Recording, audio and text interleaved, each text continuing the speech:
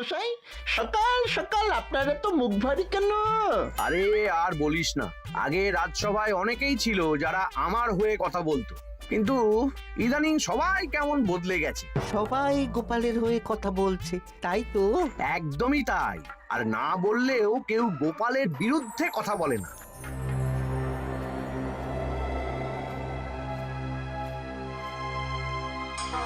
কি মন্ত্রী মশাই, আজকাল তো আমার কথা আর মনেই পড়ে না, ভুলে গেছেন নাকি?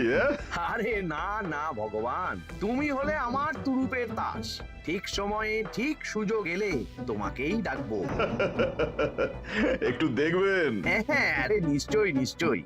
এই চলি রে, আবার রাজসভায় যেতে হবে।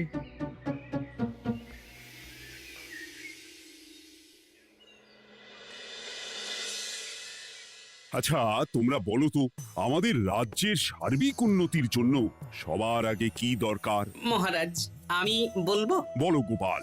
সততা আর শিক্ষা, এই দুটো জিনিস মানুষের মধ্যে থাকলে রাজ্যের উন্নতি কেউ আটকাতে পারবে না মহারাজ। একদম ঠিক বলেছ পণ্ডিত, তুমি তো শিক্ষার কাণ্ডারি। তুমি কি বলতে চাও এই ব্যাপারে? মানে কিভাবে শিক্ষার আরো উন্নতি করা যায়? মহারাজ, আমি তো মনে করি পুঁথিগত শিক্ষাই শুধু শিক্ষা নয়, মানুষের ভেতরে যে পূর্ণতা আছে সেটাকে ফুটিয়ে তোলার নামই হলো শিক্ষা। যেমন? কেউ যদি খেলতে ভালোবাসে সে খেলোয়াড় হবে, গান করতে ভালোবাসলে সে গায়ক বা গায়িকা হবে। আমি প্রত্যেকের মধ্যে লুকিয়ে থাকা এই বিশেষ বিষয়গুলোকে তুলে ধরার জন্য কিছু করতে চাই। তা এটা করার জন্য কি দরকার? প্রথমত অর্থের প্রয়োজন। আমাদের আরো অনেক টুল খুলতে হবে, সেখানে এক একটা জায়গায় এক এক রকমের শিক্ষা প্রদান করা হবে। এটা ভালো প্রস্তাব। আমাদের রাজ্যে গায়ক, নৃত্যশিল্পী, অঙ্কন শিল্পী, খেলোয়াড় সব তৈরি হবে। দেশ বিদেশে রাজ্যের নাম উজ্জ্বল হবে। মহারাজ, একদম এসব উল্টো পাল্টা খরচ করবেন না। কেন কেন? মহারাজ, রাজকোষে প্রথমত বেশি অর্থ নেই, যে কোনো সময় যুদ্ধ লাগতে পারে। তাই আমাদের উচিত প্রথমে এসব না করে কামান, গোলা, বারুদ, ঢাল, তরোয়াল এসব কেনা। ঠিকই বলেছ। কদিন ধরেই শুনছিলাম সীমান্তবর্তী এলাকায় ইংরেজ সেনারা নাকি ঘুরঘুর করছিল। পণ্ডিত মশাই, আপনার এই সব পাণ্ডিত্য অন্য জায়গায় ফলাবেন কেমন? এসব করে লাভের লাভ কিচ্ছু নেই। কাউকে যদি ইংরেজরা গুলি করে, সে কি গান শোনাবে? হ্যাঁ, মন্ত্রীর কথায় যুক্তি আছে। মহারাজ, আপনি বরং পণ্ডিত মশাইকে কিছুদিনের জন্য ছুটি দিয়ে দিন। পণ্ডিত মশাইয়ের মাথার একটু বিশ্রাম দরকার। হ্যাঁ পণ্ডিত, তুমি বরং দিন 15 জন্য তীর্থে ঘুরে এসো। যথা আজ্ঞা মহারাজ।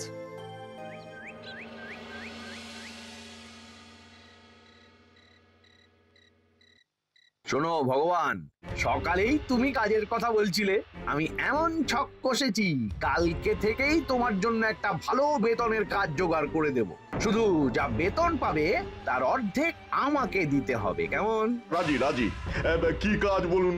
শোনো, বাহ বাহ, দারুণ দারুণ, হয়ে যাবে কাজ।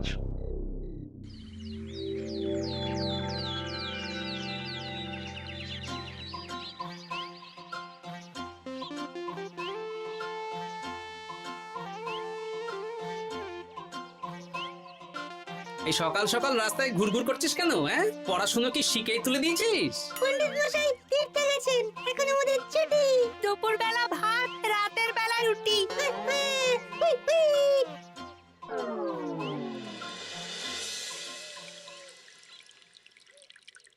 মহারাজ, গতকাল পণ্ডিতকে ছুটি দিলেন, আর আজ পাঠশালার সব ছাত্রছাত্রী সকাল থেকে ঘুরঘুর করছে।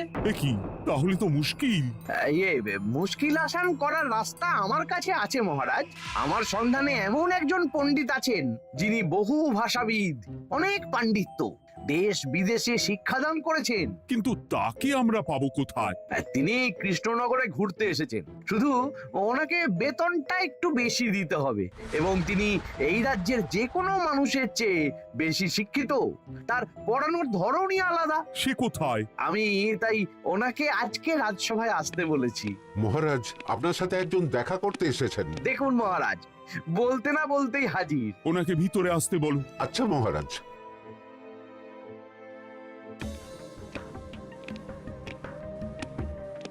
প্রণাম কৃষ্ণচন্দ্র, আমাকে আপনার মন্ত্রী ডেকেছেন, তাই এলাম। মন্ত্রীর সাথে কথা হয়েছে আমাদের রাজ্যের শিক্ষার উন্নতির ব্যাপারে। আমাদের মানে আপনি কি এই রাজ্যের? আমি এখন এই রাজ্যে আছি তো, তাই আমাদের রাজ্য বললাম। উনি সবাইকে আপন করে নেন।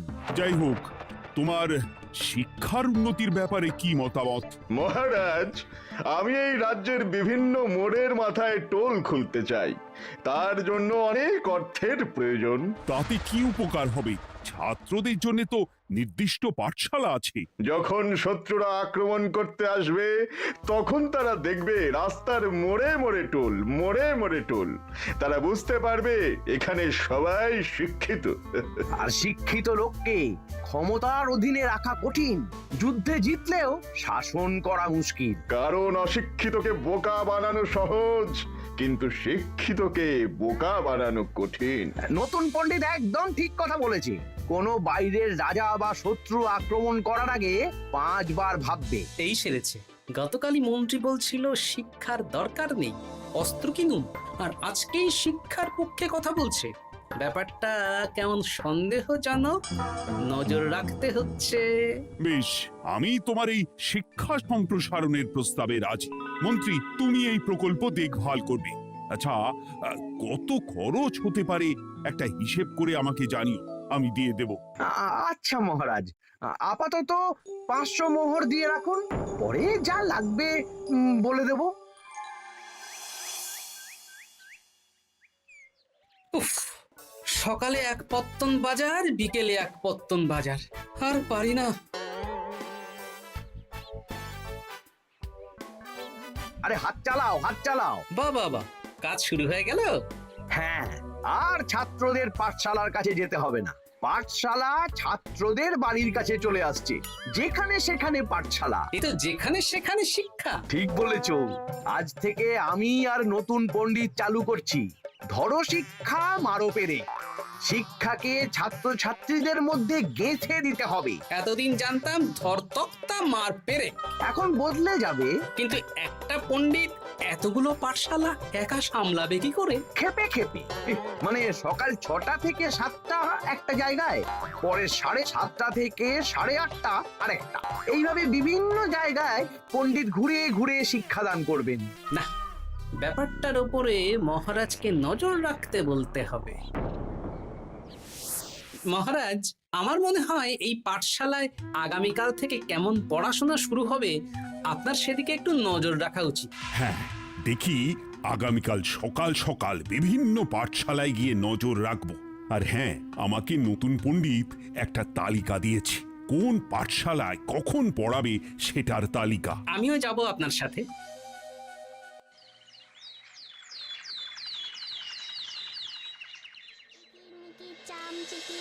কাটা মজুমদার ধে এলো দামোদর, দামোদরের হাঁড়ি কুড়ি, দুয়ারে বসে চাল কুড়ি। দেখি কুটি, তোরা এই কিরমিকির খেলছিস?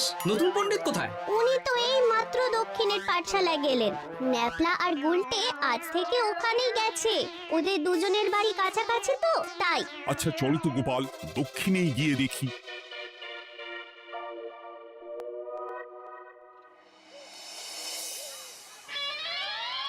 দেখি এখানেও তো নতুন পণ্ডিত নেই। নতুন পণ্ডিত মশাই আমাদের একের নামটা মুখস্থ করতে দিয়ে চলে গেলেন। একের নামটা? এসব কি হচ্ছে? শিক্ষার নামে অর্থের জলাঞ্জলি মহারাজ। না, আজই রাজসভায় এর বিচার হবে। মন্ত্রী, আমি যা দেখলাম তাতে শিক্ষা তো কদিন পরে লাটে উঠবে। আমার এক ভাগ্নি তো আজ পাঠশালায় গিয়ে লুকোচুরি খেলেছে।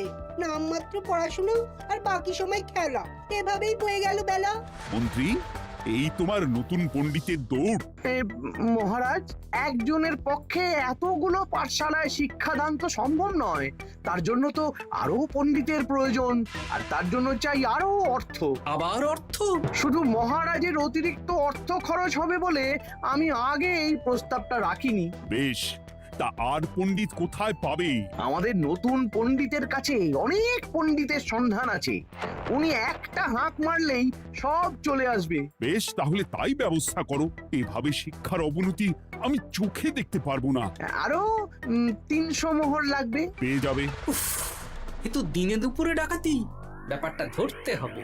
কিছু একটা ঘোট তো আছেই। আর নতুন পণ্ডিতদের যদি কোথাও একটু থাকা খাওয়ার ব্যবস্থা করা যায় তাহলে ভালোই হয়।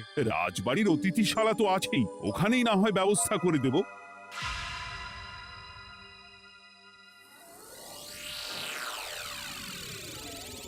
শোন বটা ঘটা আর কেলে পচা, তোদের এইবার এই ভগবানের মতন শিক্ষাদান করতে হবে। আরে আমি তো শিক্ষা বানানই জানি না। সে না জানলেও হবে, শুধু দাড়ি গোফ লাগিয়ে নকল পণ্ডিত সেজে কালকে থেকে পাঠশালায় যেতে হবে। কাকে কোথায় যেতে হবে সব আমি বুঝিয়ে দেব। আচ্ছা,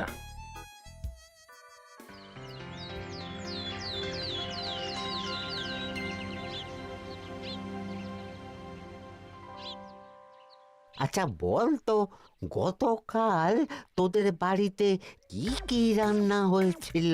ভাত, মসুর ডাল আর লাউ ঘন্ট। লাউ ঘন্টের মধ্যে চিংড়ি ছিল? না, তা আজকে কি রান্না হবে?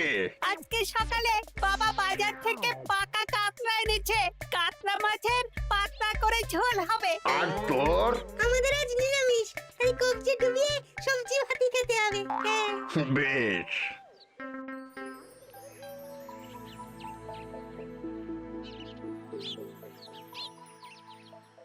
বল, আজকে তোরা কি কি শিখলি? আমি লাউ ঘন্ট। আমি সবজি ভাত। আমি কাতলা মাছ। কি বলছিস কি? আজকে তো পাঠশালায় এই সব আলোচনাই হয়েছে। এবারে ব্যাপারটা একেবারে সহ্য সীমার বাইরে চলে যাচ্ছে।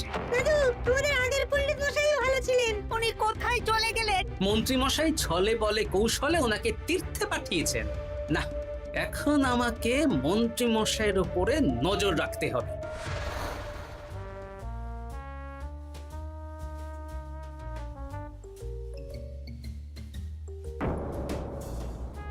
পাঠশালায় পড়ানোর ব্যাপার তো বিকেলেই মিটে গেছে। রাজবাড়ির অতিথিশালায় না গিয়ে নতুন পণ্ডিত মশাইরা এদিকে আবার কোথায় যাচ্ছেন? সাথে মন্ত্রীও আছেন, ব্যাপারটা নজর রাখতে হবে। তাড়াতাড়ি চল। চলুন চলুন। এদিকে তো বটা ঘটার বাড়ি, এদিকে মন্ত্রী মশাই কোথায় যাচ্ছেন?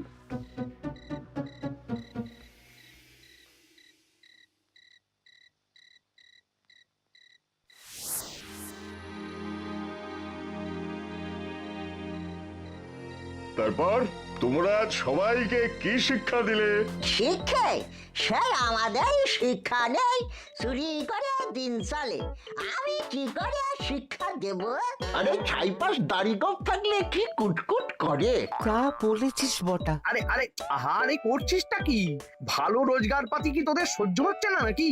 ভগবানকে দেখ, সেই কবে থেকে দাড়ি গোঁফ লাগিয়ে পণ্ডিত মশাই সেজে আছেন। আমারও প্রথম দিন একটু সমস্যা হচ্ছিল, এখন সামলে নিয়েছি। আর আমাদের এই সব আলোচনা একদম করা উচিত না। বলছি মন্ত্রীমশাই, আমি কি শুধু এই পাঠশালাতেই পণ্ডিতের অভিনয় করব, নাকি রাজসভায় বসার সুযোগও পাবো? কালকেই এই ব্যাপারটা দেখছি। আগে তোমাকে রাজসভায় ঢোকাবো, তারপর এক এক করে বটা ঘটা কেলে পচা সব আমার দলের লোককে রাজসভায় ঢুকিয়ে নেব। আর রাজসভার বাকি সদস্যদের ফাঁকা করে দেবেন। একদম তাই। মহারাজ সহজ সরল মানুষ, এটাই একটা বড় সুবিধা। আচ্ছা, এই ব্যাপার। ঠিক আছে, আমি কদিন পরে ঠিক সময়ে একদম হাটে হাড়ি ভাঙবো।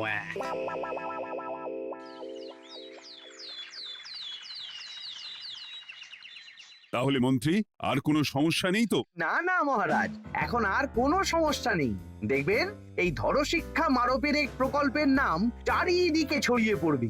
আমার তো মনে হয় একটু পাঠশালাতে বিজ্ঞান নিয়েও আলোচনা করা উচিত। হবে হবে, সব হবে।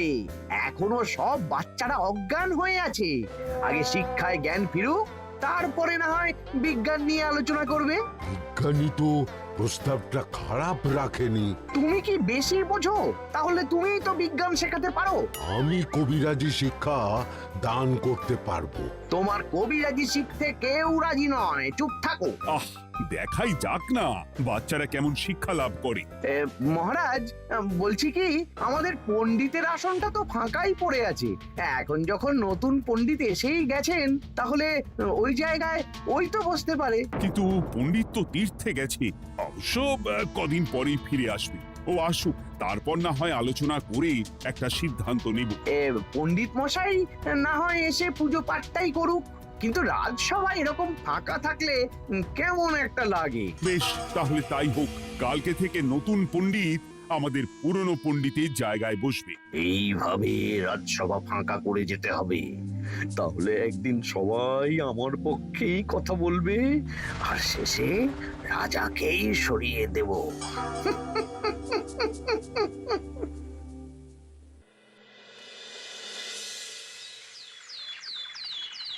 মহারাজ, সর্বনাশ হচ্ছে চারিদিকে।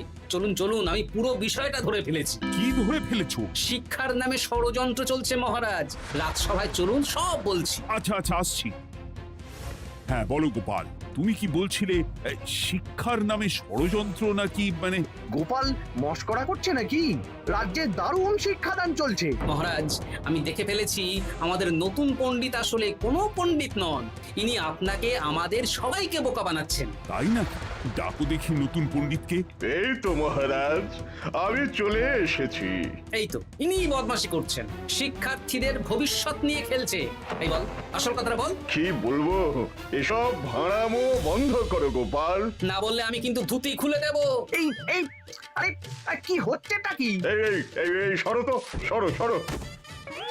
ব্রুম, ব্রুম, ব্রুম, কি হলো? কি হলো? ব্রুম, ব্রুম, জব, ব্রুম। এই সেরেছে। গোপাল এসব কি বলছে? বলুন। ভুল বকছে কেন? ব্রুম, ব্রুম, গোপাল, তোমার কি হলো গো? কি বলছো তুমি? আমার কাছ হায়ন। বৈদ্য, তুমি একটু দেখো তো গোপাল ঠিক আছে তো? এই যে নতুন পণ্ডিত, তুমি তো অনেক ভাষা জানো, তুমি বুঝতে পারছো? মহারাজ, আমি দেখছি গোপালের মনে হয় বিশ্রামের প্রয়োজন। এই এই, তোমরা কয়েকজন মিলে গোপালকে রাজবাড়ির অন্দর মহলে নিয়ে চলো। চলুন, আমি যাচ্ছি। ওহো, গোপালের কি হলো? মাথায় লেগে গেল? ভাষা চলে গেল? সব এই নতুন পণ্ডিতের জন্য।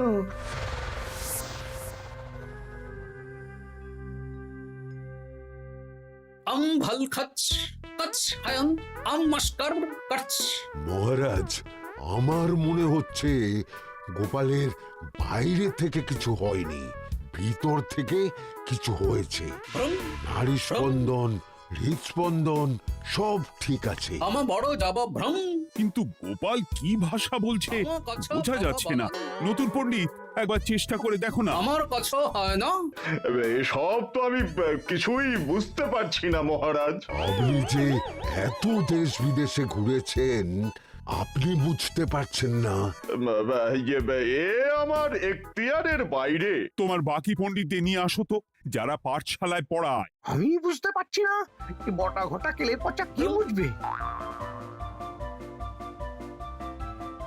আমার বড় যাব ভ্রম, চপ করো ঘট, নল খাবো মরব। কিছুই তো বুঝতে পারছি না। রাজসভায় কাউকে না দেখতে পেয়ে এখানে এলাম। ওই তো আমাদের পুরনো পণ্ডিত চলে এসেছে। শুনলাম গোপালের নাকি কি হয়েছে। এই পণ্ডিত, তুমি দেখো তো গোপালের নতুন ভাষা উদ্ধার করতে পারো কিনা। কি গোপাল, তুমি কি ভাষায় কথা বলছো? আমার মতর ভাষ কত বলো। ওই দেখো আবার কি সব বলছে। আমো বোঝো তো পড়ছো, সবার সাথে মস্করা করছো। তমো ঠক ধরছ। হ্যাঁ, এই পণ্ডিত, এটা কি ভাষা? ঘাবড়াবেন না মহারাজ, এটা পাতি বাংলা ভাষা। বাংলা ভাষা? গোপাল শুধু আকার ইকার উকার আর বেশিরভাগ স্বরবর্ণ বাদ দিয়ে কথা বলছে। মানে গোপাল তম কছ কছ বলো। আমার নাম গোপাল ভর। মহারাজ, গোপাল বলল আমার নাম গোপাল ভর। আমার অত বকন মহারাজ। এর মধ্যে আকার ইকার উকার এসব বসিয়ে দেখুন তো কি হয়। আমার নাম গোপাল ভাঁড়। আমার নাম গোপাল ভাঁড়। অত, আমি অত, বকা বোকা, নই মহারাজ।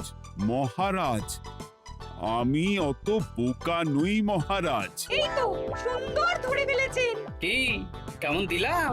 দেখলে, আমাদের রাজ্যে মন্ত্রী ধরে আনা পণ্ডিতের পাণ্ডিত্য। সব এক একটা গাধা। হ্যাঁ, এ কি ভগবান, বটা ঘটা কেলে পচা? মহারাজ, এখান থেকে কি বুঝতে পারলেন? কি? শিক্ষার বাইরেও অন্যভাবে সমস্যার কি করে সমাধান করা যায়, তাও শুধুমাত্র উপস্থিত বুদ্ধি দিয়ে, যেটা আমাদের রাজপণ্ডিতের আছে। তা তো দেখতেই পাচ্ছি। আর সেই জন্যেই মন্ত্রী ওনাকে সরাতে চেয়েছিলেন, আর কিছুদিনের মধ্যে সব সভাসদদের সরিয়ে দিতেন। আমি সব মতলব শুনেছিলাম, আর এই দিনটার জন্য অপেক্ষা করছিলাম। আজকেই তো পণ্ডিতের তীর্থ থেকে ফিরে আসার কথা। তাই আজকে এই ছোট্ট নাটকটি করলাম। এবার মন্ত্রী আর এই 4 জন নকল পণ্ডিতকে আচ্ছা করে কারাগারে গিয়ে ধোলাই দাও। ধোলাই হলো ওনাদের জন্য উপযুক্ত এবং উচিত শিক্ষা।